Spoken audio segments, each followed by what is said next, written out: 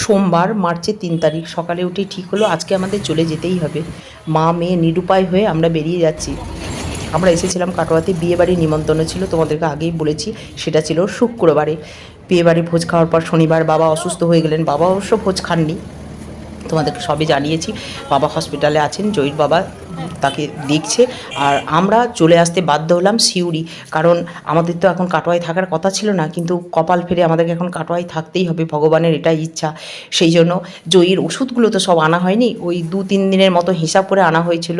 সেই জন্য আবার এসেছি, ও রুমে 15 মিনিট কাটিয়ে ওষুধ, বই, যা যা নেবার জিনিস সেগুলো গুছিয়ে নিলাম। আমারও কিছু ওষুধ নেওয়ার ছিল, সেগুলো সব নিয়ে চলে এলাম বাস স্ট্যান্ডে। এখনও 12টা বাজেনি। বাস স্ট্যান্ডের ভিতরেই একটা হোটেল আছে, সেখানেই একটু খাবার আমরা খেয়ে নিলাম, কারণ এতটা রাস্তা কি খাবো। আর আসার সময় 3টে বাস পাল্টে পাল্টে এসেছি, রাস্তাতে কিছু খাওয়াও হয়নি। সঙ্গে মুড়ি আর শুকনো মুড়ি, বিস্কুট আর ফল নিয়ে এসেছিলাম, আপেল কেটে, সেটাই একটু খেয়েছি। এই যে ভাত খেয়ে উঠে বললাম সোমনাথ দাদুভাই, যে বাসটা 12টা 55 ছাড়ে, সেটাতে। বাসটা পুরো ফাঁকা। এখন 3.5 ঘন্টা লাগবে আমাদের কাটোয়া পৌঁছাতে। টানা বাস তো, এটাই অতটা অসুবিধা হবে না। আর আমাদের তো সেইভাবে কেউ নেই বাবা মাকে দেখবার মতো, তবে আমার দাদা বৌদিরা অনেকখানি করছে। জয়ীর বাবা হসপিটালে আছে, আমরা কাটোয়ায় নেমে পড়লাম, এবার যাব হসপিটাল।